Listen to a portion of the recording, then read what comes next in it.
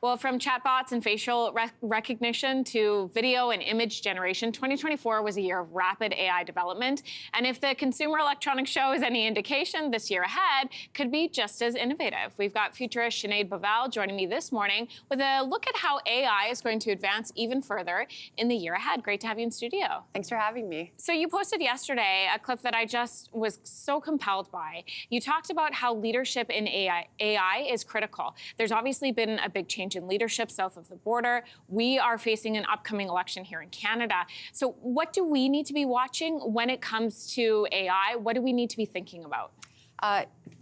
Thanks for raising this point. I think leadership in the AI age may be one of the most critical times of leadership in our modern history. The decisions that are made over the next 4 years of how to build these technologies, how to deploy them safely, will have implications for decades and centuries to come.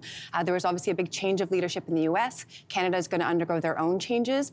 Leaders need to make sure they have a clear strategy. How are we keeping citizens safe? We know there's economic disruptions coming to the workforce. Lots to think about. Leadership, the role it's going to play, I cannot overstate.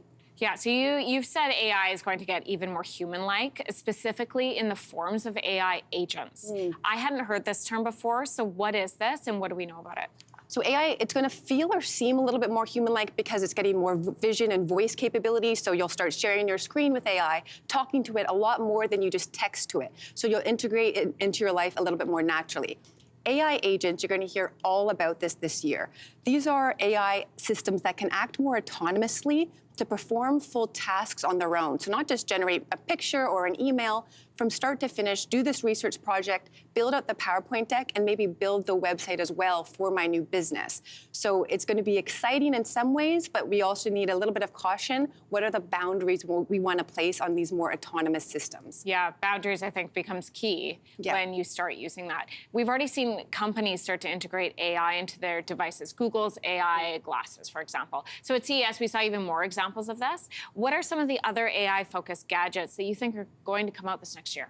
Yeah, there'll be a big competition in AI-first eyewear, so Meta, Google, but then we'll also see, I was at CES as well, it was AI in everything. So there was the Leafy Pod, which is a AI-powered plant pod, where you just tell the AI what it is that you're growing, and the AI takes care of the watering and all of the plant needs. But there were smart mirrors, AI-powered televisions, AI accompanied in everything. Whether these will work as planned is yet to be determined, but we are really moving into the AI-first age. Forbes magazine had an article this week suggesting that the rapid growth that we saw last year and the development we saw last year might not be sustainable, that there might be this bubble that could burst. What's your take on that?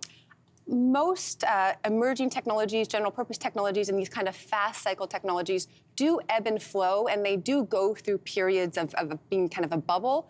But I don't think AI is going to just go away. This is a general purpose technology. So yes, there are some hype cycles with it, but it is going to be as big and as pervasive as a technology like electricity. So you might hear ebbs and flows in news cycles, but this technology is here to stay. Well, and you mentioned in your first answer the evolution of jobs. I think one of the biggest fears that people have with AI is that it's coming to take our jobs.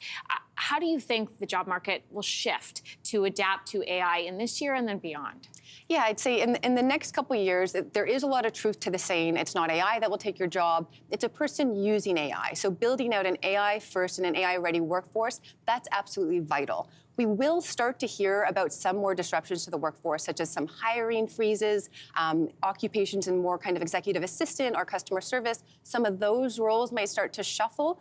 But even if there are hiring freezes in software engineering for a big tech company, we're going to see the rise of a lot more AI-first startups that will need those skills. So overall, we can expect just volatility in the workforce, which is where leadership and having economic security to help people through these times is vital. You had another fascinating video that talked about how there are all of these jobs in industries and in companies that haven't even been invented yet that are to come. And I love how you referenced, like, thinking at the start of the 1900s with the invention of the internet, we couldn't have even fathomed then what kind of jobs there would be. be. And so there's that same kind of optimism and hope now that there will be jobs that we don't even know about yet.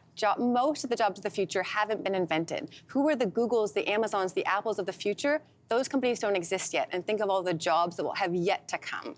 So that is what's in the pipeline as well. I love having you on the show because you have such a hope and optimism for the future that is contagious. Thank you for the conversation. Thanks for having me. If you liked that video, make sure to subscribe to the Your Morning YouTube feed, where you can find all kinds of new content posted every weekday morning.